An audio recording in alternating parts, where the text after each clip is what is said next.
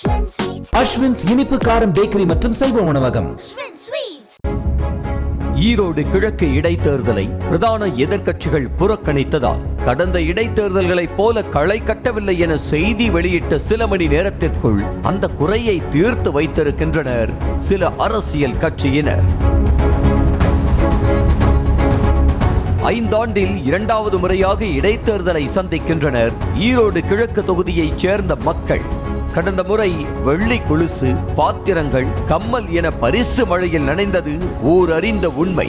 ஆளும் கட்சி எதிர்க்கட்சி என போட்டி போட்டு கொண்டு படைபலத்தை குவித்ததால் ஈரோடு கிழக்கே விழா கோலம் பூண்டது.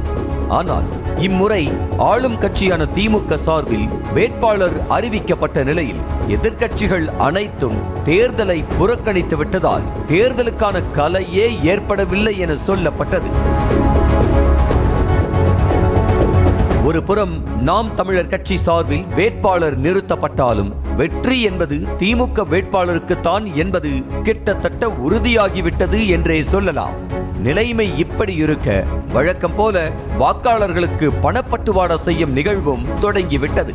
கடந்த முறை போல நேரடியாக இல்லாமல் இம்முறை காலையில் டோக்கன் வழங்கப்பட்டு மாலையில் இருள் சூழ்ந்த பிறகு பணம் விநியோகிக்கப்படுகிறது.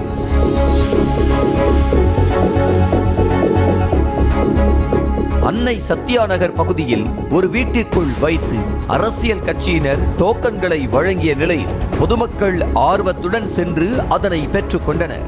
டோக்கன் கொடுக்கும் போதே மாலையில் எங்கு வர வேண்டும், எத்தனை மணிக்கு வர வேண்டும் என பொங்கல் பரிசு தொகுப்பு டோக்கனை போல மக்களுக்கு அறிவுறுத்தி அனுப்பப்படுவதாக சொல்லப்படுகிறது.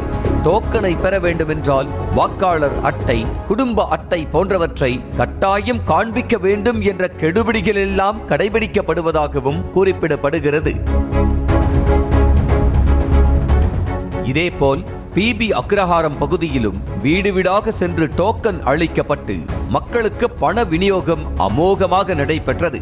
மறைவான இடத்தில் மஞ்சள் பையுடன் நிற்கும் நபர் டோக்கனுக்கு 500 ரூபாய் என்ற வீதத்தில் வாக்காளர்களுக்கு பணத்தை விநியோகித்து வந்தார். கடந்த முறை பரிசு மழையிலும் பண மழையிலும் நனைந்த ஈரோடு கிழக்கு வாக்காளர்கள் இம்முறை வெறும் 500 ரூபாய் மட்டுமே கிடைத்ததை எண்ணி வருத்தத்தில் இருப்பதாகவும் கூறப்படுகிறது. பெரிதளவில் போட்டி இல்லாததால் தேர்தலை நடத்தும் அதிகாரிகளும் பறக்கு படையினரும் பண விநியோகத்தை கண்டுகொள்வதில்லை என்ற குற்றச்சாட்டும் எழுந்துள்ளது. வழக்கமாக ஒரு தொகுதியில் தேர்தல் நடக்கிறது என்றால் கழுத்தை நெரிக்கும் அளவுக்கு கெடுபிடிகள் இருக்கும். ஆனால் ஈரோடு கிழக்கிலோ தேர்தல் நடப்பதற்கான ஒரு அறிகுறியும் இல்லாத அளவுக்குத்தான் அதிகாரிகளின் செயல்பாடுகள் இருப்பதாக சமூக ஆர்வலர்களும் போட்டியிடாத கட்சியினரும் குற்றம் சாட்டுகின்றனர். நியூஸ் தமிழ் செய்திகளுக்காக ஈரோட்டிலிருந்து செய்தியாளர் தங்கமணி.